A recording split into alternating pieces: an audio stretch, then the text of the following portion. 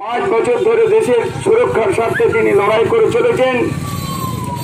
গরিব মানুষের উন্নয়নের জন্য কোটি কোটি টাকা উনি রাজ্যকে দিচ্ছেন, কিন্তু এই রাজ্যের তথাকথিত শাসক দলের নেতারা টাকা লুট করার জন্য আপনাদের ভোটটা লুট করেছে। বন্ধু, গত পঞ্চায়েত নির্বাচনে আপনাদের ভোটটা করতে দেয়নি।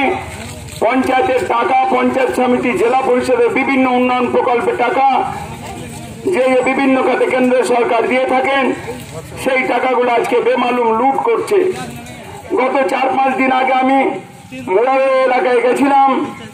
বড় বড় পুকুর কাটাচ্ছে জলাধারের জন্য, যেখানে শ্রমিক মানুষের শ্রমের ব্যবস্থা, ওখানে 100 দিন কাজের গ্যারান্টেড স্কিম যেটা, সেই টাকাগুলো আজকে জেসিবি দিয়ে কাটাচ্ছে।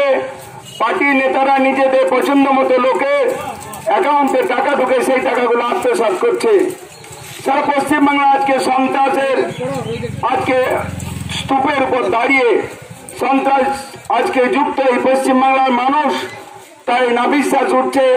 এবং এই আগামী নির্বাচন যেটা অবাধ এবং শান্তিপূর্ণ নির্বাচন হওয়া উচিত, মানুষ যাতে নিজের মতামত প্রকাশের জন্য ভোটদানের মাধ্যমে জননেতাকে খুঁজে নিতে পারে এবং তাদের পছন্দ মতো নেতাকে খুঁজে নিতে পায়, সেই ব্যবস্থাকে আজকে ভেঙে দিচ্ছে। বন্ধু, আমি এই বিধানসভার নয়, আমি 7টি বিধানসভা এলাকায় বিভিন্ন গ্রাম ঘুরেছি।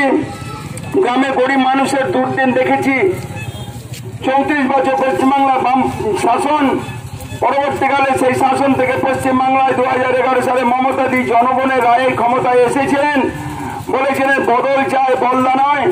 কিন্তু ক্ষমতায় বাম সরকার সরে যাওয়ার পর, পশ্চিমবাংলার তৃণমূল সরকার ক্ষমতায় আসার পর তারা শুধু সন্ত্রাস সন্ত্রাস সন্ত্রাসে পশ্চিমবাংলার মানুষকে আজকে জর্জরিত করেছে। কোথায় সন্ত্রাস নেই? হিংসা সন্ত্রাসে পশ্চিমবাংলার তৃণমূলের নেতারাও নিজেদের মধ্যে মারামারি করে মরছে। বিজেপি করা নেতাদেরকে মিথ্যা কেসে ফাঁসিয়ে দিচ্ছে। এই আপনাদের দুবরাজপুর এলাকার লোবা অঞ্চলের একটি গ্রামে গেছিলাম। সেখানকার স্বপন বাগদি বলে একটি ছেলেকে মিথ্যা গাঁজার কেস দিয়ে কেসে ভরে দিয়েছে সে বিজেপি করার অপরাধে। সারা ভারতবর্ষের কথায় আমি বাদ দিই, যে পশ্চিমবাংলায় আমরা বাস করছি, যে জেলায় আমরা বাস করছি, সেই জেলার তথাকথিত এক নেতা, যিনি কথায় কথায় মানুষের আজকে সন্ত্রাসের পরিবেশকে আজকে তারা হাতে তুলে দিয়েছে। বন্ধু, বোমা শিল্পের আজকে তারা কারখানা তৈরি করেছে। আমি অনেক গ্রামে দেখেছি।